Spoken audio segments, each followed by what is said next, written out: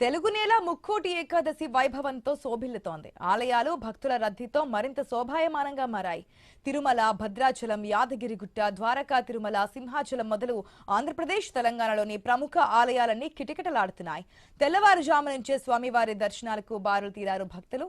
వైకుంఠ ఏకాదశి సందర్భంగా అన్ని ఆలయాలను పూలు, విద్యుత్ దీపాలతో అందంగా అలంకరించారు. ఉత్తర ద్వార దర్శనానికి తగ్గట్లుగా ఏర్పాట్లు చేశారు. ప్రముఖుల మొదలు సామాన్యుల వరకు శ్రీ మహావిష్ణువును ఉత్తర ద్వారం నుంచి దర్శించుకుని తరిస్తున్నారు.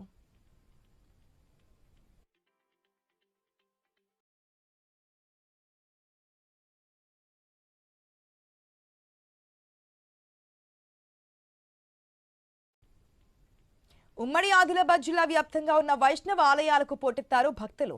ముక్కోటి వైకుంఠ ఏకాదశి రోజున ఉత్తర ద్వారం ద్వారా దర్శనం చేసుకుంటే సకల శుభాలు కలుగుతాయని భక్తుల ప్రగాఢ విశ్వాసం. నిర్మల్లోని దేవరకోట శ్రీ లక్ష్మీ వెంకటేశ్వర స్వామి ఆలయంతో పాటు 400 ఏళ్ల చరిత్ర కలిగిన చెన్నూరులోని జగన్నాథ ఆలయాలకు భక్తులు బారులు తీరారు. ముక్కోటి ఏకాదశి వైభవంతో పాటు ఉత్తర ద్వార దర్శనం విశిష్టతపై విశ్వనాథ ఆలయ అర్చకులు భక్తులతో ఆదిలాబాద్ ప్రతినిధి శ్రీనివాస్ అందించే వివరాలను ఇప్పుడు చూద్దాం.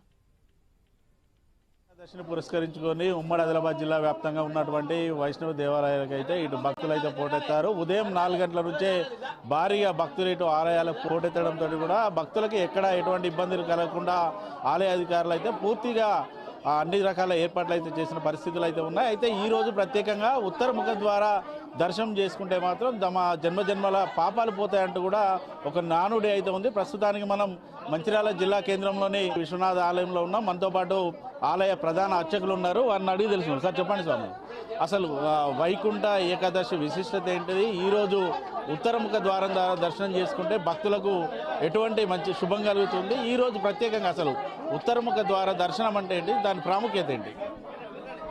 ఈరోజు ఉత్తర ద్వారము వైకుంఠ ద్వారం అని దీన్ని అంటారు.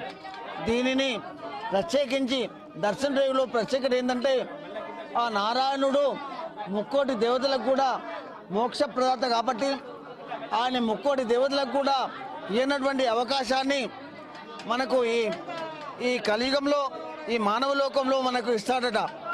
అందుకే ప్రత్యేకమైన నానుడిగా ఆ ముక్కోటి దేవతలతో సహా మనమందరం కూడా దర్శనం చేసుకోవాలా అని మన పెద్దలందరూ చెప్పారు. శాస్త్రంలో రాసి ఉన్నది కాబట్టి ఈ ముక్కోటి ఏకాదశికి అంత ప్రత్యేక ఉంటుంది. ఆ వైకుంఠంలో కూడా ముక్కోటి దేవతలు కూడా స్వామివారిని దర్శించుకోరాడట. మనం కూడా మన మంచిర్యాలలో ఏం చేసి ఉన్నటువంటి ఆ స్వామిని దర్శించుకున్నాం. అశేష భక్తి దినాములు వచ్చారు, దర్శించుకున్నారు, కృతార్థులైనారు. ఈరోజు భక్తులు ఎటువంటి ఉపవాస దీక్ష చేస్తే బాగుంటుంది? ఈ ముక్కోటి ఏకాదశికి ఆ స్వామివారి నామస్మరణాన్ని 24 గంటలు సేవిస్తూ ఏం అల్పాహారము అయినా తాళలేని వారు అల్పాహారం తీసుకొని లేదా పళ్ళను పాలను తీసుకొని సేవిస్తే ఆ స్వామివారి కృప కొన్ని వేల సంవత్సరాల వరకు మిగులుతుంది. అసలు ఏకాదశి విశిష్టత ఏంది? ఏకాదశి ఏ రకంగా వచ్చింది? భక్తులకు ఏ రకంగా దర్శనమిస్తూ ఉంటాడు ఈరోజు విష్ణుదేవుడు?